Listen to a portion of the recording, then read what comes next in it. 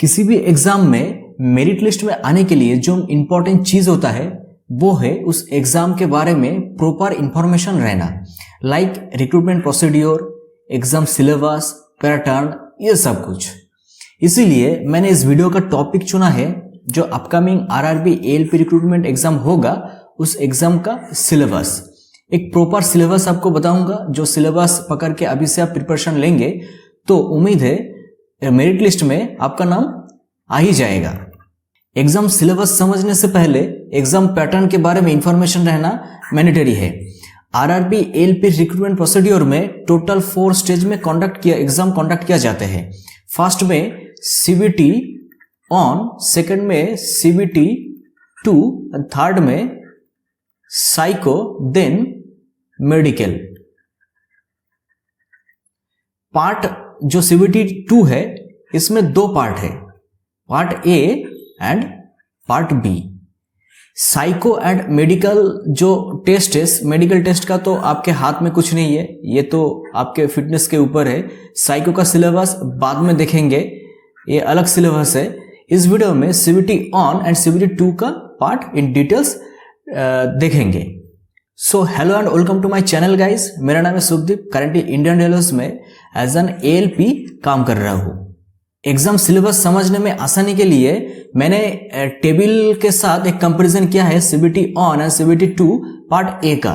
Part B का जो syllabus है वो लास्ट में देखेंगे, क्योंकि पार्ट बी है टेक्निकल सब्जेक्ट के ऊपर, ये एक क्वालिफाई राउंड है ओनली।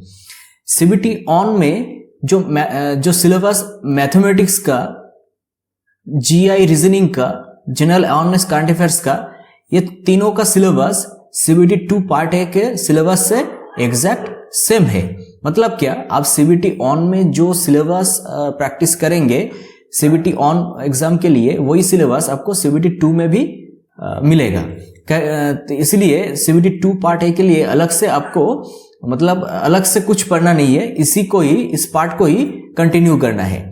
पर अलग है जनरल साइंस पार्ट में, क्योंकि सीबीटी ऑन में जनरल साइंस पार्ट है और इसमें basic science and engineering part है। सब पार्ट को अलग से डिस्कस करेंगे इन डिटेल्स। और मैंने जिस बुक से ये सब कुछ प्रैक्टिस किया है, सब बुक्स का जो लिंक डिस्क्रिप्शन में दे दूंगा, आप चेकआउट कर सकते हैं। तो आपको एक कॉन्फिडेंस मिलेगा, हाँ जी वो बुक पढ़ के आप मेरिट लिस्ट में आ सकते हैं। सीबीटी ऑन एंड सीबीटी 2 का जो मैथमेटिक्स पार्ट है वो सेम ही है, और ये मैथमेटिक्स सिलेबस इन जनरल है। मतलब दूसरा जो एग्जाम है आरआरबी का, like JE, group D, NTPC, इसमें जो मैथमेटिक्स सिलेबस है वही सिलेबस इसमें भी है, सेम है, एग्जैक्ट सेम है। तो आपको अगर आप एक गवर्नमेंट एग्जाम के प्रिपरेशन पहले से ले रहे हैं तो आपको अलग से मैथमेटिक्स के लिए प्रेशर लेना नहीं है। आप उसी पार्ट को ही, आप जो प्रैक्टिस करें उसको ही कंटिन्यू करिए। पर इसमें रेलवे में लास्ट जो एग्जाम हुआ है, 2-3 एग्जाम हुआ है, जो देखा गया है सबसे इंपॉर्टेंट जो पार्ट है जिसमें से लगभग 2 से अधिक क्वेश्चन पूछे जाते हैं, वो है नंबर सिस्टम। इसमें से लगभग 4-5 क्वेश्चन पूछे जाते हैं। बदमाश, ये तो भाई बहुत इजी है, पर क्या है, आपको इसका फुल फॉर्म जानना पड़ेगा, आपको याद रहना पड़ेगा। फिर आपको जो बहुत सिंपल कैलकुलेशन इसमें से देते हैं, पर ये बहुत इंपॉर्टेंट है। फिर गया आपका फ्रैक्शन, फिर आपका गया एलसीएम गया, फिर गया आपको एचसीएफ। ये जो पार्ट है एलसीएम एचसीएफ, इसमें से लगभग 2 क्वेश्चन पूछे जाते हैं। फिर रेशियो प्रोपोर्शन, इसमें से बहुत क्वेश्चन पूछे जाते हैं, मतलब इसमें से आपको 2 से अधिक क्वेश्चन मिलेगा। परसेंटेज इंपॉर्टेंट है। Time and work and time distance से लगभग 3+ क्वेश्चन पूछे जाते हैं।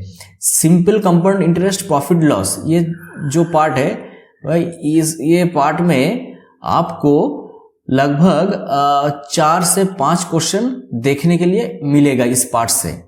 फिर गया एज कैलकुलेशन, बहुत इंपॉर्टेंट है। ये थोड़ा मतलब एक थ्योरी है, 2-3 थ्योरी है जो आपको रटने से एज कैलकुलेशन हो जाएगा। वैसे रटना नहीं चाहिए मैथमेटिक्स, पर वो सिलेबस ऐसे एग्जाम में आपको जो प्रॉपर जो थ्योरी मतलब उसका जो आपको कैलकुलेशन प्रोसीड्यूर है वो आप याद करेंगे, रखेंगे तो जल्द हो जाएगा ये सब काम। कैलेंडर्स, क्लॉक, मैंने जितना भी ये सब पार्ट हाईलाइट किया है उसको ज़्यादा फोकस करिए, क्योंकि आपको मैथमेटिक्स में अच्छा खासा नंबर लाना है तो ये सब क्वेश्चन पार्ट सबसे ज़्यादा प्रैक्टिस करना पड़ेगा। बाकी सब प्रैक्टिस करना पड़ेगा, बाकी सबसे एक दो करके क्वेश्चन पूछते हैं, पर जितना भी मैंने हाईलाइट किया है ये सब पार्ट में से 2 से अधिक क्वेश्चन पूछते हैं, 2 से अधिक क्वेश्चन इसमें से पूछते हैं। ठीक है, हिंदी में मैंने लिख दिया हूँ। अब जो कैंडिडेट को इंग्लिश पढ़ने में दिक्कत है वो हिंदी पढ़ के आप समझ सकते हैं। नेक्स्ट, जनरल इंटेलिजेंस रीजनिंग, ये भी पार्ट CBT 1 एंड CBT 2 के लिए सेम ही है, और ये दूसरा जो एग्जाम है सबके लिए एग्जैक्ट सेम है। आपको अलग से इसके लिए प्रिपरेशन मतलब ज़्यादा प्रैक्टिस नहीं करना है।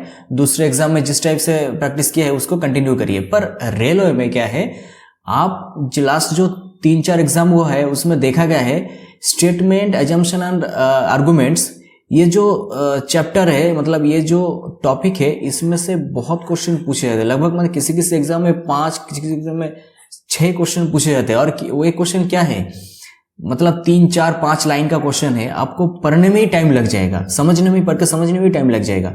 तो ये अगर रेलवे में आपको नंबर लाना है, GI में मतलब 100% अटेंड करना है, तो आपको स्टेटमेंट बहुत अच्छी तरीके से प्रैक्टिस करना पड़ेगा।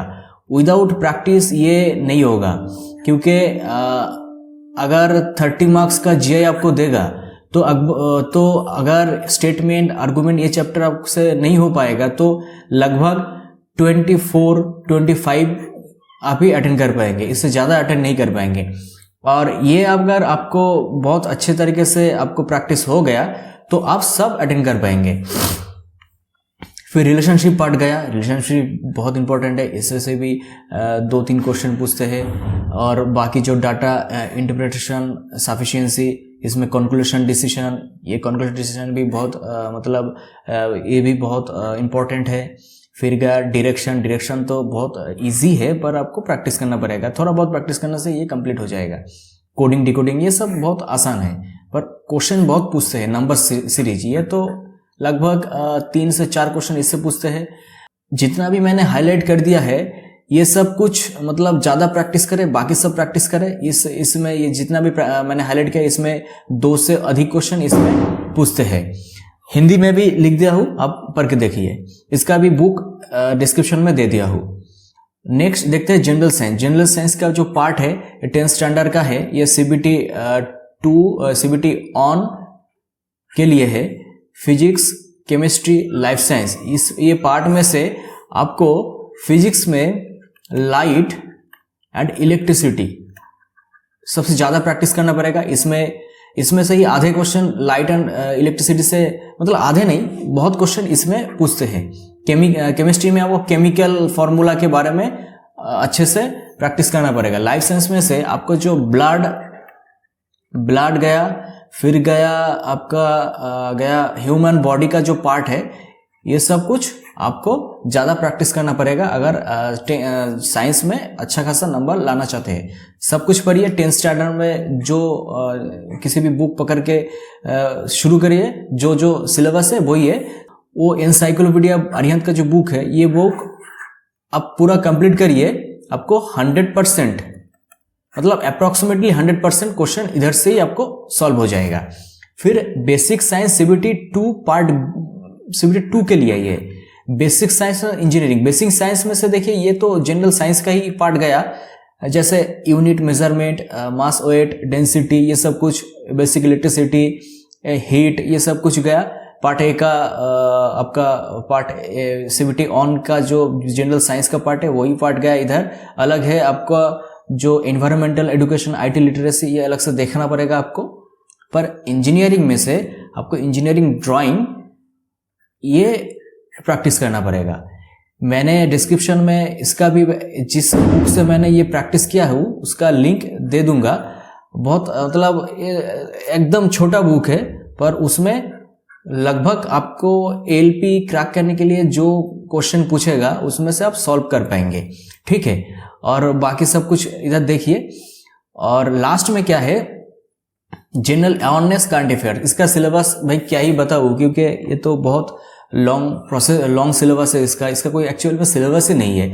आप स्टैटिक जीके के ऊपर फोकस कम करिए, क्योंकि स्टैटिक जीके आजकल ज़्यादा पूछते नहीं है। आप सब हमेशा जो डायनेमिक जीके है, मतलब करंट अफेयर्स के ऊपर जो जीके है, लाइक साइंस एंड टेक्नोलॉजी, जो अभी करंटली इनोवेशन 2-3 साल में कुछ इनोवेशन हुआ जो बहुत हाईलाइट हुआ है वो देखिए। स्पोर्ट्स जो जितना भी स्पोर्ट्स कॉन्टैक्ट हुआ है 2-3 साल के अंदर, वो सब उसका जीके देखिए। कल्चर देखिए, पर्सनालिटीज़ देखिए, जो पर्सनालिटीज़ है, इकोनॉमिक्स, इंडियन इकोनॉमिक्स के ऊपर फोकस करिए। मतलब जितना भी है सब इंडियन के ऊपर फोकस करिए। बाहर का, फॉरेन का आपका मतलब वो आपको आप छोड़ दीजिए। पॉलिटिक्स में से कॉन्स्टिट्यूशन बहुत इंपॉर्टेंट है। और जो सीएम, करंट जो गवर्नर है, पीएम, प्रेसिडेंट, ये सब कुछ इसमें सीएम एंड गवर्नर से तो एक क्वेश्चन आपको 100% मिलेगा, 100% आपको मिलेगा सीएम एंड गवर्नर से। तो ये सब कुछ आप देखिए। करंट अफेयर्स का कोई सिलेबस नहीं होता, कभी कभी 4-5 साल पहले से भी पूछते हैं, कभी कभी 6 महीने पहले से भी पूछते हैं। इसका कोई सिलेबस नहीं है, पर आपको ये बहुत रेगुलर अप टू डेट रहना पड़ेगा। न्यूज़पेपर हो, कोई मैगजीन हो, इसमें ये सब करंट अफेयर्स आपको अप टू डेट रहिए। फिर जो सिलेबस है देखिए, ये पार्ट बी का सिलेबस है। ये ओनली टेक्निकल सिलेबस है, ये ओनली क्वालिफाई राउंड है। 35% मार्क्स आपको लाना है, कोई रिजर्वेशन नहीं है, सबके लिए 35% मार्क्स मैंडेटरी है। ठीक है, इसका सिलेबस, इसके ऊपर प्रॉपर एक वीडियो मैं लाऊंगा, क्योंकि एक वीडियो में ये समझाना थोड़ा मुश्किल है, क्योंकि आपको प्रॉपर एक जानकारी भी होना चाहिए कि आपके लिए कौन सा सब्जेक्ट, क्योंकि CBT 2 एग्जाम से पहले आपको एक ऑप्शनल फॉर्म फिल करवाएगा, जिसमें आपको टेक्निकल सब्जेक्ट चूज करने का ऑप्शन रहेगा कि इसमें से किसी भी मतलब ट्रेड आप चूज कर सकते हैं एज पर रूल्स। जैसे मैंने चूज किया था हीट इंजन, मेरा ट्रेड था मैकेनिकल इंजीनियरिंग, मैंने चूज किया था हीट इंजन।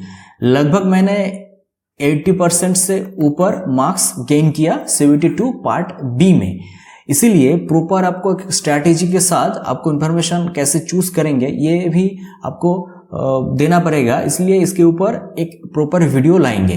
ठीक है, अभी इतना ही था इस वीडियो में। फ्री स्टडी मटेरियल्स आपको चाहिए तो इस टेलीग्राम चैनल पे ज्वाइन कर सकते हैं, और आपको स्टडी मटेरियल्स और भी चाहिए तो, और ऑनलाइन एग्जाम प्रैक्टिस करना है तो इस वेबसाइट विजिट करिए। अगर आप 1 महीने बाद ये वेबसाइट देख रहे हैं तो इस वेबसाइट 1 महीने बाद एक्टिव हो जाएगा।